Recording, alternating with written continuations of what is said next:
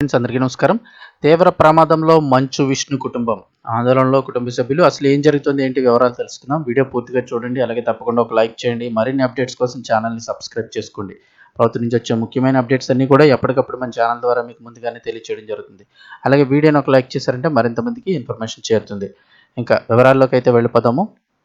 దుబాయ్లో మంచు విష్ణు కుటుంబం మీదుగా దూసుకు వెళ్లిన మిసైల్.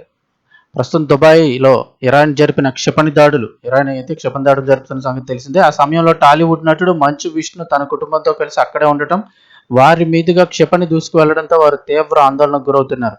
ప్రస్తుతం దుబాయ్ టూర్లో ఉన్న మంచు విష్ణు తన భార్య వెరానిక అలాగే పిల్లలతో కలిసి ఒక విలాసవంతమైన హోటల్లో ఉంటున్నారు. ఇరాన్ ప్రయోగించిన క్షిపణులను యుఏఈ రక్షణ వ్యవస్థ గగనతలంలోనే అడ్డుకుంటున్న సమయంలో ఒక క్షిపణి వారున్న భవనానికి అత్యంత సమీపం నుండి వారి కళ్ల ముందే ఆకాశంలోకి దూసుకువెళ్ళింది. ఈ భయంకరమైన దృశ్యాన్ని చూసి మంచు విష్ణు కుటుంబం ఒక్కసారిగా దిగ్భ్రాంతికి గురైపోయింది.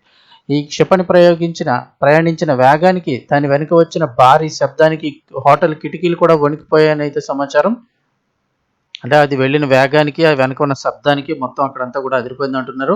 ఈ ఘటన జరిగిన వెంటనే మంచు విష్ణు తన సోషల్ మీడియా ద్వారా స్పందిస్తూ, జీవితంలో ఎప్పుడు ఎలాంటి భయంకరమైన పరిస్థితిని ఎదుర్కోలేదు, ఇది ఒక పీడకలలా అనిపించిందంటూ తన ఆందోళన పంచుకున్నారు. పిల్లలు ఈ శబ్దాలకు తీవ్రంగా భయపడ్డారని, ప్రస్తుతం తామంతా సురక్షిత ప్రాంతంలో ఉన్నామని ఆయన అభిమానులకు తెలియజేశారు.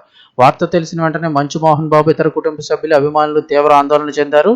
ప్రస్తుతం దుబాయ్లో యుద్ధ వాతావరణం నెలకొన్నందున వీలైనంత త్వరగా వారిని క్షేమంగా ఇంటికి తీసుకురావాలని కుటుంబ సభ్యులు ప్రయత్నిస్తున్నారు. అయితే దుబాయ్ విమానాశ్రయం తాత్కాలికంగా మూసివేయబడడంతో విమాన రాకపోకలు పునరుద్ధరించబడిన వెంటనే వారు తిరిగి వచ్చే అవకాశం ఉంది. ప్రస్తుతానికి మంచు విష్ణు కుటుంబం దుబాయ్లోని భారత రాయబార కార్యాలయంతో సంప్రదింపులు జరుపుతూ ప్రస్తుతానికైతే సురక్షితంగానే ఉన్నారని చెప్తున్నారు. అయినప్పటికీ కూడా భారత్ అధికారికంగా కేంద్రం కొద్ది రోజుల క్రిందటే ప్రకటన చేసింది. అటుపక్క ఉన్నవారు, ఆ ప్రాంతాల్లో ఉన్నవారు వెంటనే భారతదేశానికి తిరిగి వచ్చేయాలని 15-20 రోజుల క్రిందటే ప్రకటన చేసినప్పటికీ కూడా వీరు ఈ సమయంలో అక్కడికి వెళ్ళడం మరి ఏమనుకోవాలో అర్థం కావటం లేదు.